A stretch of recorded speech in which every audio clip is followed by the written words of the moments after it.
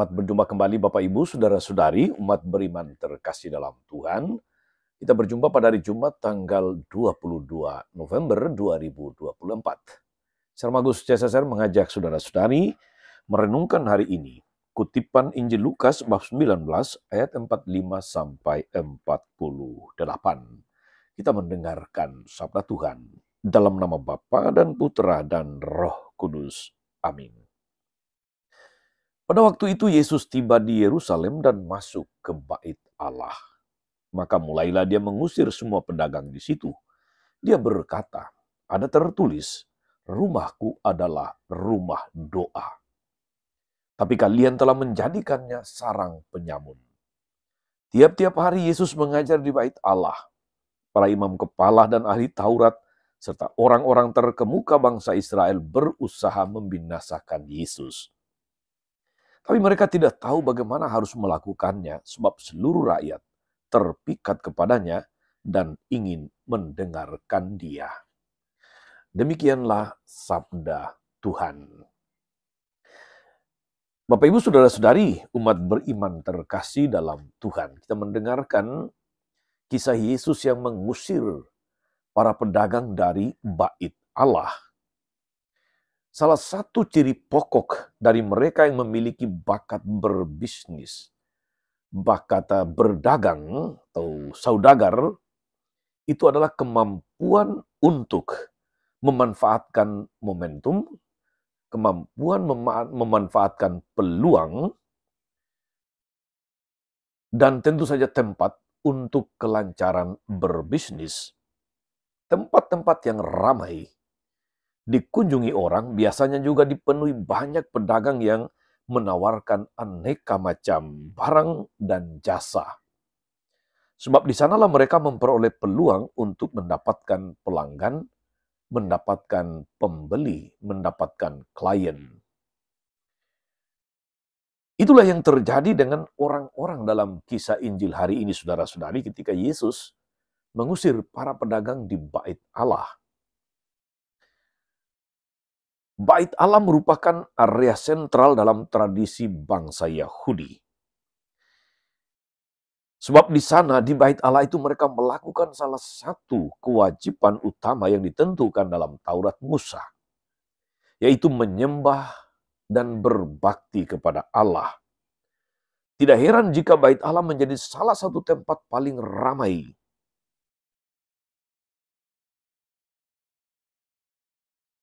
disesaki oleh manusia dari berbagai macam penjuru yang hendak berdoa kepada Allah. Dan kenyataan ini yang kemudian dimanfaatkan oleh para pedagang demi mendapatkan keuntungan, demi kelancaran bisnis. Dan kita ingat saudara-saudari, siapa yang berkuasa di bait Allah yaitu suku Lewi. Apakah para pedagang di bait Allah bisa memasarkan dagangannya tanpa izin dari suku Lewi? Apakah mereka berdagang di sekitar bait Allah tanpa ada katakanlah peluang yang diberikan oleh suku Lewi?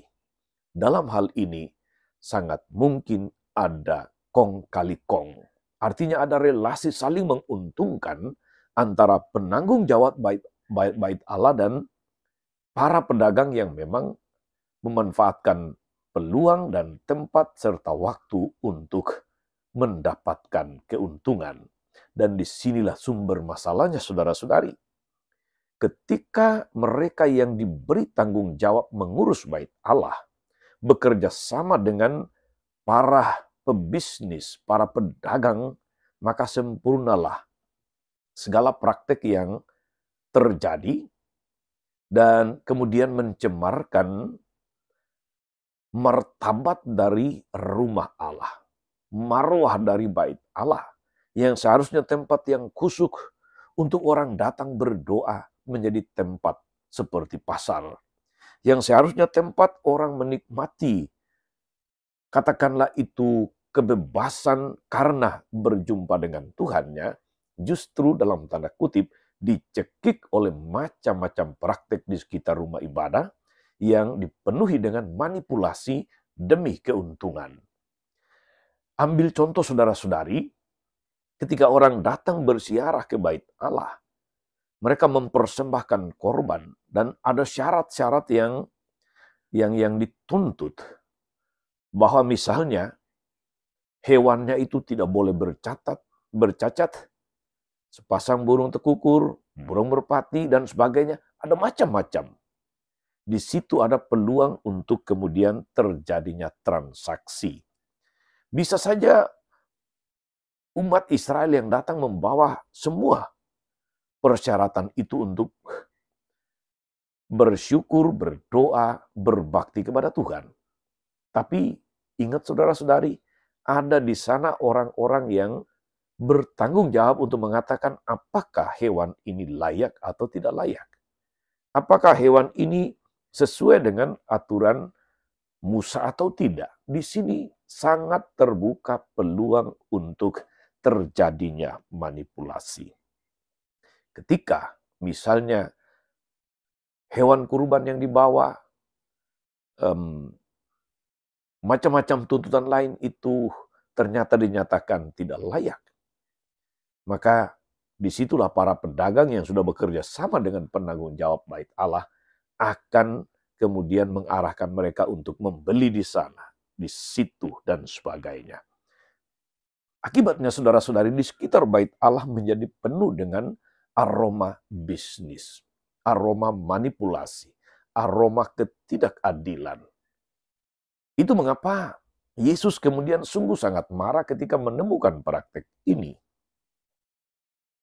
Yesus ingin mengembalikan fungsi marwah martabat bait Allah sebagai tempat orang berjumpa dengan Allah, sebagai tempat orang berbakti dengan tenang, sebagai tempat orang berdoa, beribadah dengan tanpa macam-macam tuntutan, tanpa macam-macam praktek yang justru mencemari bait Allah, kesucian bait Allah itu.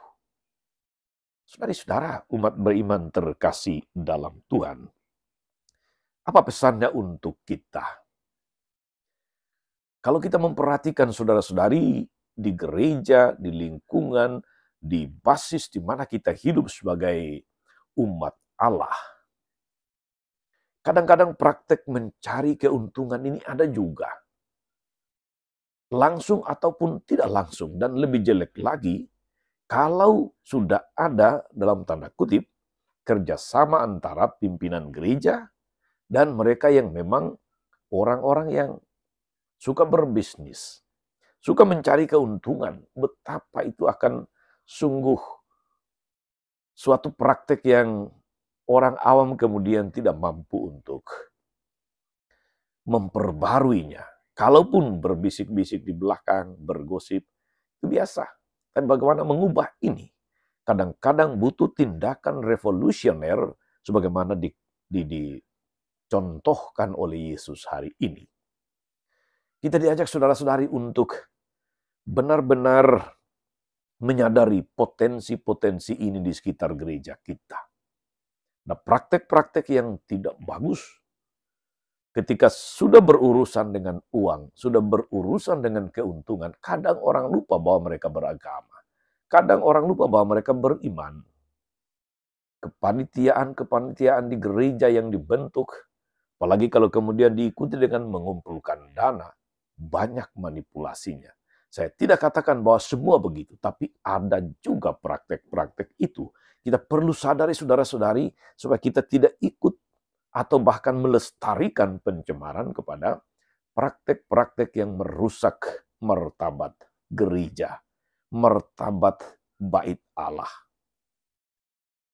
Semoga saudara-saudari kita menyadari makna di balik tindakan Yesus hari ini, supaya kita tidak termasuk di dalam kumpulan orang-orang yang mencari keuntungan di sekitar gereja, di sekitar bait Allah. Supaya kita tidak termasuk di antara orang-orang atau oknum-oknum yang memanfaatkan relasi dengan pimpinan gereja, dewan paroki, uskup, imam, dan sebagainya untuk mendapatkan keuntungan. Gereja adalah tempat orang bersembahyang, tempat orang beribadah, tempat orang membangun relasi dengan Tuhannya dengan hati yang tenang. Jangan sampai tempat orang membangun relasi dengan Tuhan berubah menjadi tempat transaksi. Kita bisa memaknainya saudara-saudari secara luas di dalam gereja kita, di dalam kumpulan umat, di tempat yang paling kecil, di basis, kemudian lingkungan, stasi, paroki, keuskupan, dan sebagainya. Dengan cara itulah saudara-saudari kita ikut dalam gerakan Yesus untuk menyucikan bait Allah. Tuhan Yesus memberkati. Amin. Tuhan Yesus Kristus, kami bersyukur karena bisa menjumpai Engkau dalam rumah-Mu yang kudus. Semoga kami semua senantiasa ambil bagian menjaga dan merawat rumah-Mu menjadi rumah doa yang memberikan daya rohani kepada semua. Sebagai perwujudan dari membangun relasi dengan-Mu, sehingga seluruh hidup kami senantiasa merupakan pujian bagi nama-Mu yang kudus.